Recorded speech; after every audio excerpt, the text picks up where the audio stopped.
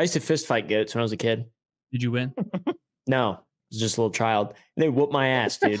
You have a losing record, 0-4 at the petting zoo.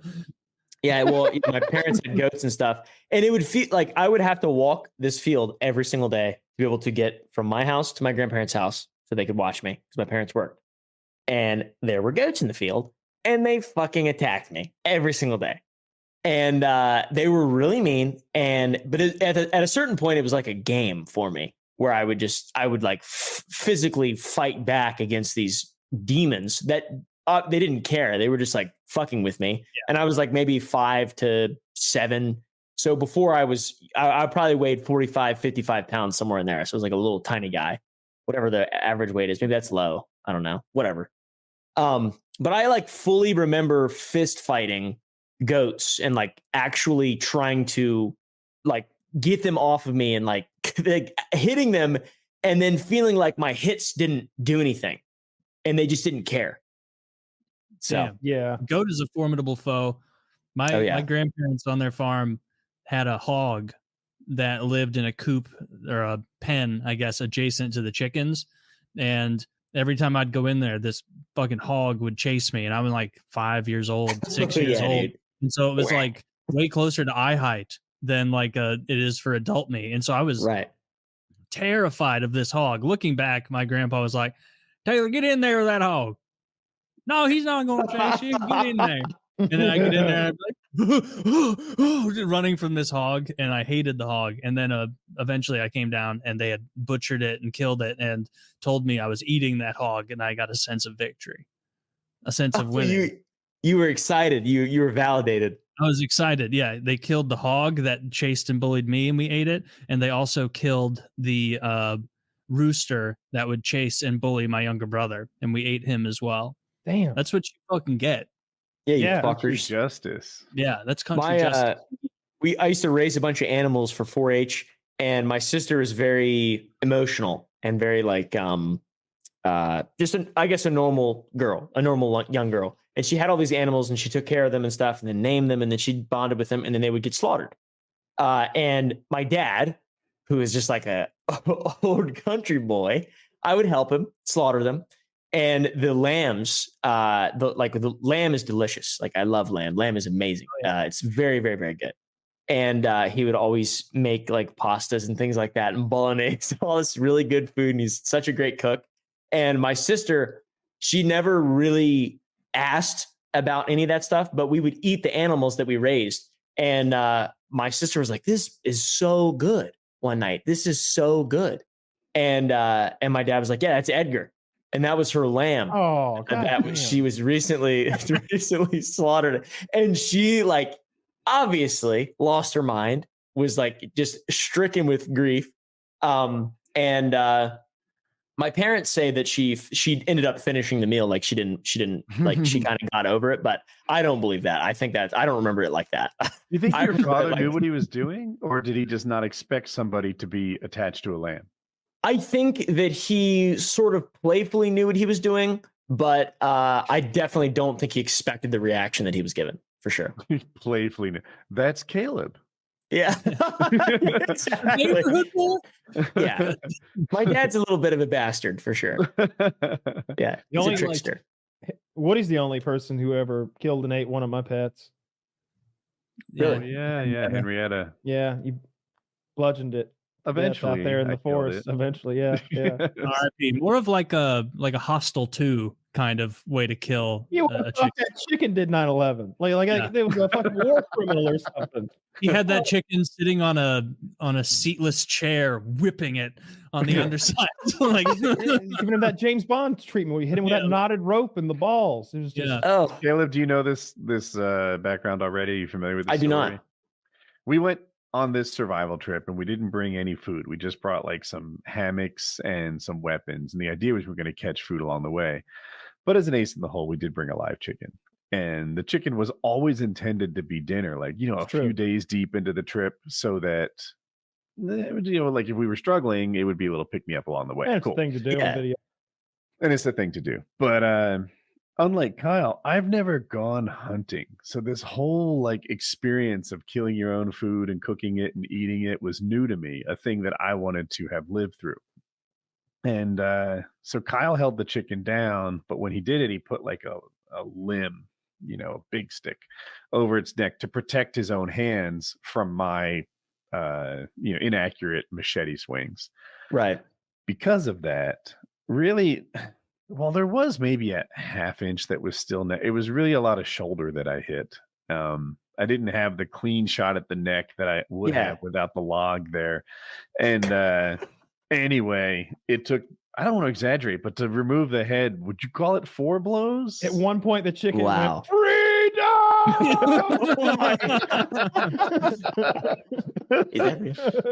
That's awesome. 4 blows. You can just pull a chicken's head off. Like I was going to say, not if you hit the stick first. You got to hit the neck. You can literally just pull a chicken's head clean off. Yeah. I didn't know. Everybody else in the campsite, I just want to interject. We were like, "Hey, that's our friend. She's been keeping the bugs away." That's true. Yeah. She's been cleaning the campsite of ladybugs. You know how like a pet will like bed down sort of next to you and like she did that. She'd like she stayed with us. She didn't wander off and become a wild chicken. Cardboard box in that she stayed in so that she like couldn't get away. But she would just hop out of the cardboard box and be part of the group. Briefly, yeah. Until Thursday. Yeah, she was the mascot. I don't know. I felt bad, I guess. I guess I still do a little. Isn't that part of hunting? No. You usually don't befriend the deer. Where you hold the deer down and you repeatedly make blow after blow. See, Kyle's an experienced hunter, but I heard Chris Pratt, as maybe a newer hunter, describe how when he killed the deer and he was like, that thing was just alive and now it's dead because of me, but I'm eating it and that's the circle of life. But it's something he had to like get used to. And I wanted to live that. Yeah. I started hunting so young that I was too young to even really grasp fully what was going on. So I was just used to it. I didn't really think of them as fellow creatures that could be like my friend if given the chance or anything, or that, I don't care what they're thinking about or how their breakfast was. It was like, I really want to get another one. Like this is a game that we play where as many got to catch them all kind of thing. And I always wanted a big buck that I could mount. So it was all day, every day, just killing those things. I never really felt bad. Any skill to getting the right buck?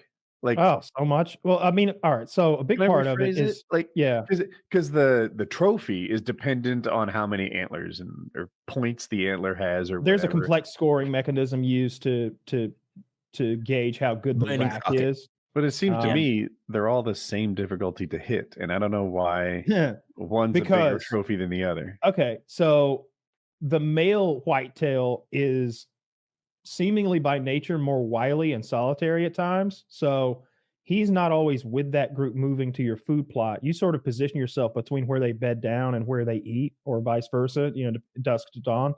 And the male deer, if he has lived long enough to have a big rack that you would see as a prize trophy, he's probably 5 to 8 years old, somewhere in that sweet spot.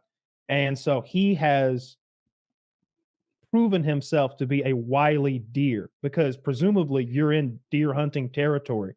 He has outlived the dumb bucks that didn't mind leaving the bed down area when it was still a little bit light. The ones that didn't mind lingering a little too long at dawn in a field so that they could be. This is the guy who likes it dark before he moves. Yeah, might be for whatever reason he's sneaky. He just is. Yeah. Maybe he's got a better sense of wariness. Maybe he's just paranoid. Paranoia would help as a trait in the wild, He's always like, they're out there looking for me. Yeah, we are. We are out there. It could be any I think it's like competition too. Yeah, because it's like they fight too, and then like you'll find a dead buck occasionally that just died from exhaustion because they just fuck and fight so hard for a few weeks. They don't have routines. They'll run all night long, just trying to have sex with as many does as they possibly can. They're just crazed by testosterone for like a month, basically. Yeah. That's called the rut when they go into their breeding cycle and the females are in heat. And during that short period, he said it could be a month. I don't really know. But they're not as wily anymore. They've got pussy on their minds, and you'll see them. One of the biggest bucks I ever shot, I was on my back porch, and he was chasing a doe in the middle of the day. It was bright, sunny daytime, and he's in the middle of our field, tongue hanging out because he's been foaming at the mouth because he's been running himself ragged probably all fucking night chasing this girl. We've all been there. And I'm sprinting with my rifle and like do like a baseball slide and like get into position and shoot his ass like 250 yards away and dropped him like where he was because he was about to like get his breath back and go back in those because the girl had ran all the way across the field and then hopped a fence and went in the woods and he had stopped, been like, fence. Like he was so tired. So during that period, you can get them the skill. So the thing about it is, if you watch like the TV shows where they hunt deer and stuff like that, or if they're trying to pimp a product as a professional, and they go out to like Kansas and Texas and places like that where they might have a fenced-in area, and there's different levels of it. I wouldn't just say that any hunting like that isn't real hunting or anything like that. There is some stuff. I knew guys who made YouTube videos of hunting, and they would put animals in pens. And then like they've got him there. Now they climb the tree and they make their shot. They got their YouTube video of shooting a big hog with a bow. Why wait out in the woods all day when you got one you caught in a trap the night before? You just throw in the pen and fake this thing. And then but when I would see the quality of bucks and the regularity that these hunters see these deer like I've never seen. And again, for years I went day and night hunting over 1,000+ acre cornfields. I ain't never seen nothing like what these guys are seeing in every single episode. So I don't know. It just depends where you're hunting. Different parts of the country have bigger deer too, but I never killed like a trophy buck. Because so I've been hiking on the East Coast and the West Coast, and the views on the West Coast are really cool. The trees get less dense. On the East Coast, it seems like you hardly see far because the trees are all over the place. Yeah, Kansas, Illinois, Indiana. It seems like if you're a good shot, if you're that guy who can hit things from hundreds of yards away, you can see hundreds of yards. On the East Coast, it's rare I see that far. We would hunt over, like I said, big cornfields. So you could, 700 yards down to one corner and maybe 300 yards down to the corner to the right and 400 or 500 and really try to cover as much space and be a bit of a lighthouse as we could. Yeah. And then I would hunt in this spot. And even though I wasn't old enough, my dad would drive down the road and he'd hunt on another spot. And he just knew to come running when he heard a gunshot because I needed him no matter what happened. And but we would also hunt over where they cut through the trees to put power lines in, the big power lines. They cut a swath, that's kept clear. And you can hunt over that thing. And if you've got known distances so you can quickly get your dope or whatever, you can shoot a 1,000-yard shot on a deer like no sweat if you know where to aim. I mean, it's not hard. It's every so often hunters shoot each other. Is that like extreme incompetence? Yeah, that's extreme incompetence. Anybody can hunt. In dove fields, it can be more common. Like the Dick Cheney thing was probably quail, which is a similar thing. When you're shooting low-flying birds in a group, shit happens, frankly. I've never peppered anybody, but I've been peppered, and I didn't think hey, come on. So it's not the end of the world. It's impolite. Exactly. That's people yell low bird, and you know what that's what they mean. Dick Cheney fucked that guy up. Low bird means don't shoot, not I see one, go get it. No, you're supposed to ideally, like with doves and whatnot, like let them get a little bit, like let a little sporting, let them get their swarm up there. Like you're not Dick supposed Cheney to be style. Like, oh, he's 6 feet in the air, blast him. That's like quail. I don't know what's sporting with quail, but I would shoot as soon as possible. As soon as I could. I'll tell you, I got a little personal experience with quail. About 1 week ago, I got 100 quail. And now I've got 4. Dude, quail have an 85% mortality rate. All right. Oh, you're raising these quail? Yes. Yeah. Okay. I thought you mean you got 101. Oh, no. I was like, you want a rampage. Why bother? They just die anyway in the front yard. They have an 85% mortality rate in the first year of life. And when I got them, I was like, all right, I'll be able to take them. I'll be able to take care of them. Got my little setup. Seems like when they get shipped from wherever to wherever I am, their mortality rate goes up to about 96%. Can I ask you a question real quick? Yeah. Were you trying to raise them for meat, or are you using them for like bird dog competitions? No, I guess just a part of the homestead type thing. So I guess meat and eggs. Quail. Oh, okay. Yes, I want resident bobwhite quail, and they were so adorable. And I got them, and I was like, man, these things are so cool. And then they started dying, and I was like, all right, you just put them in a little trash bag. Can. They're about like the size of a bug. They're pretty small. Oh, I pictured. Yeah, they're very small birds. Okay. No, so I have 4 now. And they are doing fine. They've doubled in size in about a week. And so now they have an 85% mortality rate, I assume, because they're not 3 weeks old. You're on your way to 1. If you're lucky. Are up 3/4, yeah. Like reinforcements on the way, like to backfill this little genocide you're doing. I wasn't sure if I should. You can only order them like once every couple months because they. Okay, honestly, you got 100 last month. Yeah. What those? Yeah, exactly. 99 more. I felt so bad. I was like, man, this is not normal. And then you look it up and it's like, oh, that's normal. That they just die. They fucking die. They're weak. Their hearts are fucked up. And they're probably like breeding quail, so they're even more genetically kind of fucked because they're they're it's like the British royal family. I don't know what bobtail. You said bobtail quail? Bobwhite quail. Bobwhite quail. I don't know what kind of quail my buddies raised, but they do bird dog trials, which if you don't know is like they hide the birds in the field and then they run their dog through a very regimented thing. They keep score with judges and stuff, and it's a sport for them. And I didn't think maybe they're doing different kinds of quail because like it seemed like no sweat. They just had them in a pen out there, and they always had a lot of them. And these weren't the guys to be like monitoring these animals. That they were drunk raising quail in a big. And a big thing. Yeah, it's like when they're babies, they're very like. I mean, these things they came in a box this big, and there was 100 of them. Kyle, you're saying a bunch of drunks had a much higher survival rate? I think they had different birds or different quality of Chucker, birds. maybe. Yeah, I mean they were good old boys. All good old boy. Electricians and farmers and contractors and such. They're not occurring to me right now. We're having like a little backyard patio party right now down there that I'm loving that I'm not part of. And I had a beer while I was out there. The show and you're entertaining. Yeah. I'm like, I get so. If only I could be here with you. I gotta work. Yeah, no one's gonna do Indian guy for 4 hours. If I went, there's this. I was out there and there were some crows flying by, and I was like, I could call those crows. I was like, I used to hunt those things. I'm a bit of a beast master. And my buddy went, nah, no way. I'm like, watch this. I went, and I called the crow. I did like a crow distress call, which is a real thing.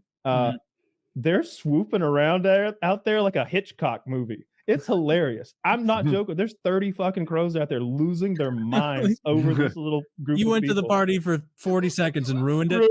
I wonder what you said to them. Help. If they're like fire or something. It's help. So help. We would you play that call and usually the call is mixed in with an owl or a hawk. So it sounds like a crow's getting beaten up by an owl or a hawk, and the owl or hawk is this like screeching sort of noise. I didn't do that, but I did the sad crow noise, and they hate it. They're so smart that now I regret all the hunting of them I did when I was younger. Like I feel like I was just shooting parrots out there that had lives and thoughts and ideas. Pies and ravens and crows. They're fucking smart and weird. Yeah, they're shockingly smart. I see those little TikToks or YouTube videos of them doing really complex stuff. Displacing water. Yeah, octopoids. Cephalopods don't even live that long either. Like they got those short little. Yeah, isn't that fucked? Yeah, it is. And I wonder. When you live a longer life, you can get smarter and smarter as you gather more wisdom and knowledge. The fact that they do so well in 18 months, like what would a hypothetical 9-year-old octopi know? Octopus. No. Everything. I had one already. Since we've done the podcast, I've acquired 3 more. What? Yeah, I now have a Highland bull and 2 zebus. Wait, you got any photos of that these last that you one can again? share with What us? is it called? Let me see. Zebu. Zebu. I actually don't think I had 2 Highland calves that I had last time. I don't know if I don't really take pictures. I'm like super weird with my phone.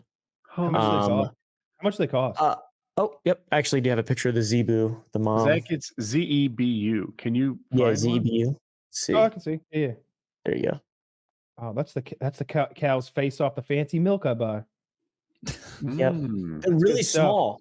The full grown ones are like 400 pounds. They're really small. And then the bull is a. Look at that guy. Yeah.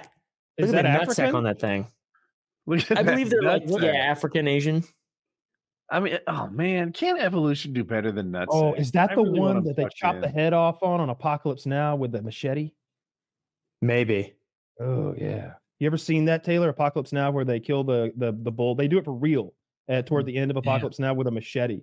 I have not doing like seen that movie. No. So understandably, it probably took like 15, 20 hacks. dude, it was just like Henrietta. They are hacking through this. They go like spine down, hacking until it's 3 good whacks, and they take a full-grown bull's head off though with a machete or maybe even a sword. It's been a while. It's a rough There's the bull too. Can you full screen Caleb? Oh, that's a little guy. Look at him. And then the bull's behind him there. Oh, that's a big boy. Holy shit. Yeah. How much does a calf cost? The mama and the calf were 1,000, and That's like regular cow prices.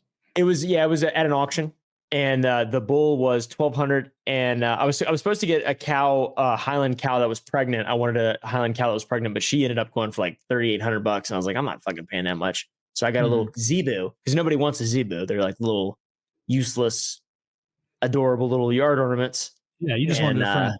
I just want a little buddy. All right, You got enough room for one of those, Woody. You could get a couple Highland cows over there. Get you a zebu.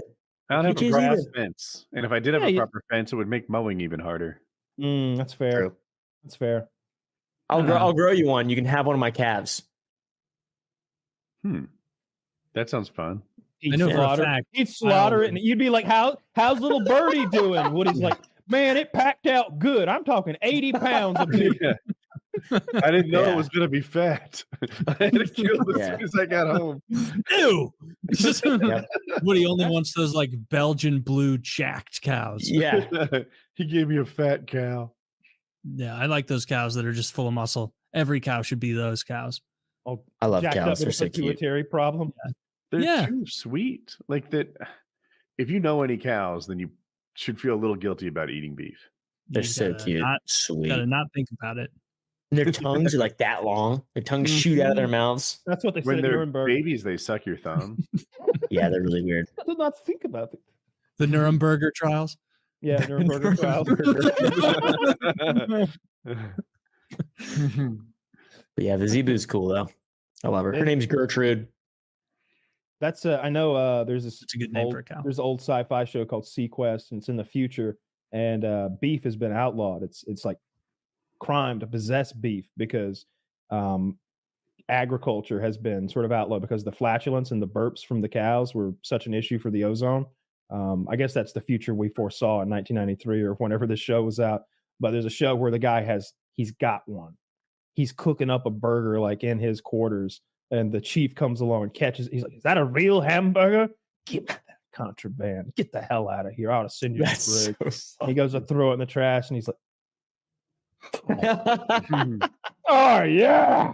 And he throws the rest of it away, and it's like, God, I hope that's not the real future.